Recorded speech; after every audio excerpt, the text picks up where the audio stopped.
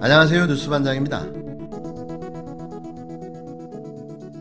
검찰이 이성윤 서울중앙지검장을 기소했습니다. 기소 이유는 범죄자 김학의가 출국할 때 이를 저지하라는 명령을 내려 직권을 남용했다는 건데요.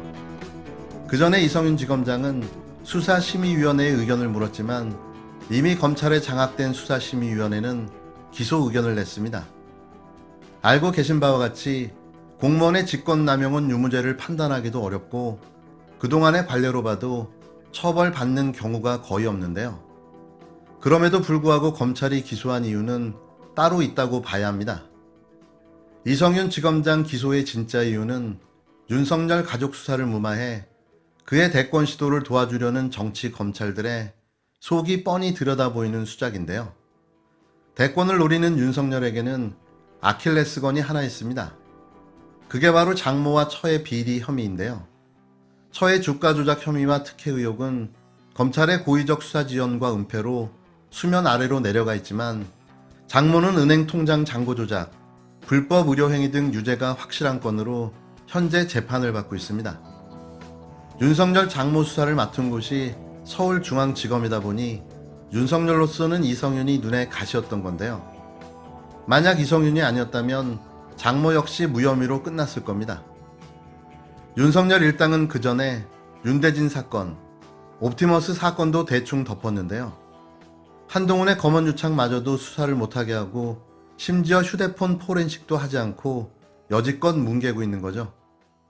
그런 그들이 정경심 교수의 컴퓨터에 USB를 꼽아 증거를 조작한 것은 천인공노할 노릇인데요.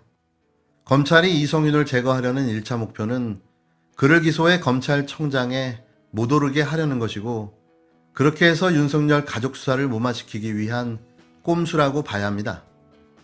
현재 검찰 내에서 이성윤이 아니면 윤석열 가족을 건드릴 사람이 없는 거죠.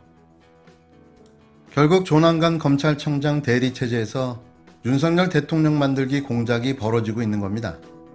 이미 재벌 회장들을 만나 대권을 논의한 윤석열은 이성윤 제거에 1차 목표를 두었던 걸로 예측되는데요. 실제로 조중동과 종편을 이용해 총 공격을 퍼부어 이성윤을 기소하게 해 결국 검찰청장 후보가 못되게 만들었습니다. 수구들의 1차 목표가 달성된 셈인 거죠. 그러나 이성윤이 서울중앙지검장으로 계속 있으면 걸림돌이 되기 때문에 수구들은 다시 2차 공격을 가하고 있는데요. 김호수 검찰청장이 지명됐지만 이성윤의 발령 문제는 쉽게 정리하지 못할 걸 알고 있기 때문입니다. 검찰은 이성윤만 제거하면 자신들의 주군인 윤석열이 대통령이 될 수 있다고 확신하고 조직을 총동원하고 있는데요. 그러다 보니 이성윤 기소장에 슬쩍 조국을 끼워 넣는 마술까지 부리게 된 거죠. 김학의 사건과 아무 관련 없이 기소도 하지 않은 조국을 왜 거기에 끼워 넣었을까요? 수구들은 조금만 불리하다 싶으면 조국을 소환시켜 전국을 전환하려 시도했고 앞으로도 그럴 걸로 보여지는데요. 죄의 유무를 떠나 거론 자체가 이미지를 추락시켜 정부와 민주당에 타격을 줄 수 있기 때문인 거죠. 검찰의 이성윤 기소는 검찰발 대선운동으로 구테타에 해당하는데요. 대한민국 검찰이 명실상부한 검찰당을 만들어 정치에 뛰어들었다고 봐도 과언이 아닌 겁니다. 어떻게 하든 문재인 정부를 붕괴시켜 차기 대권을 차지해 대한민국을 검찰공화국, 조중동 공화국으로 만들려는 공작인 건데요. 수구들의 이 공작은 이미 오래전에 시작됐습니다. 현재 대권 지지율 1, 2위를 다투고 있는 윤석열을 끌어내릴 수 있는 유일한 방법은 장모, 처 수사에 박차를 가하는 일밖에는 없는데요. 나머지는 검찰이 알아서 덮어주니 기대할 수가 없고 따라서 이성윤 지검장이 중앙지검장에 그대로 있어야 하는 겁니다. 윤석열 장모 사건은 이미 증거가 공개되어 있고 피해자가 다수이니 검찰도 어쩔 수 없는 상황인데요. 만약 장모가 유죄로 구속되면 윤석열은 치명타를 입게 되고 지지율이 곤두박질 치게 될 게 뻔해 보입니다. 현실적으로 검찰의 무리한 기소나 선택적 수사를 막을 수 있는 방법은 없습니다. 모든 언론이 검찰 편을 드는 이상 아무리 호소해도 여론이 잘 바뀌지 않는데요. 따라서 민주당과 정부는 수비만 할 게 아니라 선제 공격을 가하면서 숨어서 대권을 노리는 윤석열 일당을 일망타진해야 합니다. 그렇지 않고 저들을 인간으로 보고 협치를 운운하면 내년 대선도 물 건너 갈 것이고 대한민국은 피비린내 나는 복수국으로 암흑시대로 접어들고 말 텐데요. 지금 그걸 저들이 노리고 있는 거죠. 모두 전사가 되어 싸워야 할 필요가 여기에 있는 겁니다. 우리 모두는 전쟁 중입니다.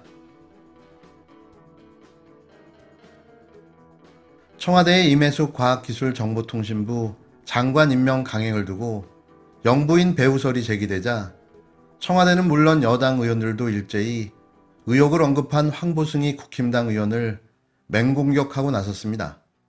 논란의 시작은 황보 의원의 보도자료였는데요. 국회 과학기술정보방송통신위원회 소속인 그는 14일 보도자료에서 임 장관 임명 강행뒤에는 영부인 김정숙 여사가 있다는 얘기가 나온다고 밝혔습니다. 그는 또 능력 부족과 도덕적 흠결에도 단지 여자라는 이유로 장관이 되고 인사권도 없는 영부인이 추천해서 장관이 될 수 있다면 어느 누가 장관으로 자기 관리와 역량을 키우려 하겠냐고 주장했는데요. 다만 영부인 배우설의 근거는 제시하지 않았습니다. 여권은 거세게 반발했습니다. 한준호 더불어민주당 원내대변인은 16일 서면 논평에서 영부인을 끌어들여 생뚱맞은 의혹을 제기했다며 황보 의원 독자적인 판단이라면 무능력과 무책임에 그치고 국힘당이 가짜뉴스 생산에 가세한 것이라면 조직적 불법 행위라고 비판했는데요.